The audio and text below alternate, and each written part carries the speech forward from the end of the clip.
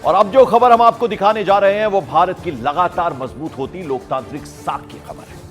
खबर के मुताबिक अब राष्ट्रपति भवन के 2 हॉल का नाम बदल दिया गया है। दरबार हॉल को गणतंत्र मंडप के नाम से जाना जाएगा, वहीं अशोक हॉल को अब अशोक मंडप के नाम से जाना जाएगा। इस फैसले के साथ ही गुलामी की एक और निशानी का पूरी तरह से अंत कर दिया गया। राष्ट्रपति भवन में ये 2 हॉल हैं, इनका नाम अब बदल दिया गया है।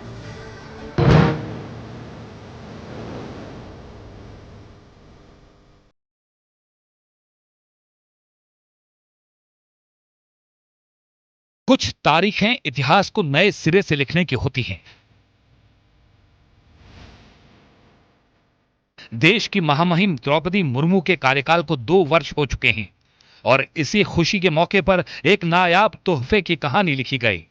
यह तोहफा था राष्ट्रपति भवन के भारतीयकरण का। यह तोहफा था गुलामी के अतीत पर एक और चोट का। यह तोहफा था भाषाई एकरूपता का। अब राष्ट्रपति भवन के दरबार हॉल और अशोक हॉल का नाम बदल दिया गया है। इन्हें नए नामों से जाना जाएगा। दरबार हॉल को गणतंत्र मंडप और अशोक हॉल को अशोक मंडप के रूप में जाना जाएगा।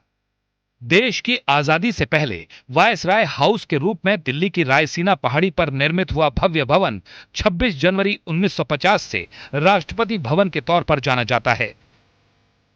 लेकिन इसके तमाम कक्षों और हिस्सों के ब्रिटिश असर से मुक्त होने में 7 दशक से भी ज्यादा का वक्त लग गया। लेकिन पीएम मोदी के सत्ता में आने के बाद से तमाम स्तरों पर भारतीयकरण की प्रक्रिया ने जोर पकड़ा, जिसका असर राष्ट्रपति भवन पर भी दिखा है। दरबार हॉल और अशोक हॉल का नाम बदले जाने के पीछे सरकार का तर्क है। राष्ट्रपति भवन द्वारा जारी प्रेस रिलीज में कहा गया है, गणतंत्र की अवधारणा प्राचीन काल से ही भारतीय समाज में गहराई से शामिल है, इसलिए गणतंत्र मंडप इस जगह का सही नाम है। जहाँ तक इस हॉल की इम्पोर्टेंस की अगर हम बात करें तो जब भारत को आज़ादी हासिल हुई 15 अगस्त 1947 के दिन देश के प्रथम प्रधानमंत्री के तौर पर जवाहरलाल नेहरू ने इसी जगह पर शपथ ली थी। आप ध्यान रखें इस बात का। उन्हें माउंटबेटन ने, जो कि उस समय गवर्नर जनरल थे, उन्होंने यहीं पर शपथ दिलाई थी। तो काफ़ी ऐतिहासिक महत्व है। इसी तरह अशोक हॉल को लेकर भी तर्क रखा गया। अशोक मंडप नाम भाषा में एक रूपता लाता है और अंग्रेजीकरण के निशान मिटाता है, और इसके साथ ही अशोक शब्द से जुड़े मूल मूल्यों को भी बरकरार रखता है। लेकिन कांग्रेस को ये बदले हुए नाम रास नहीं आ रहे हैं। सरकार पर तंज कसा है प्रियंका गांधी ने। दरबार का कॉन्सेप्ट नहीं है लेकिन शहंशाह का कॉन्सेप्ट है। दरबार का कॉन्सेप्ट नहीं है लेकिन शहंशाह का कॉन्सेप्ट है। दरबार का कॉन्सेप्ट नहीं है लेकिन शहंशाह का कॉन्सेप्ट है। दरबार का कॉन्सेप्ट नहीं है लेकिन शहंशाह का कॉन्सेप्ट है।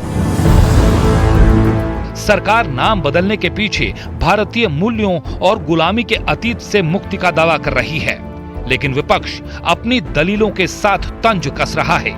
यही वजह है कि राष्ट्रपति भवन से निकलकर अब यह खबर राजनीति के द्वार तक जरूर पहुंच गई है।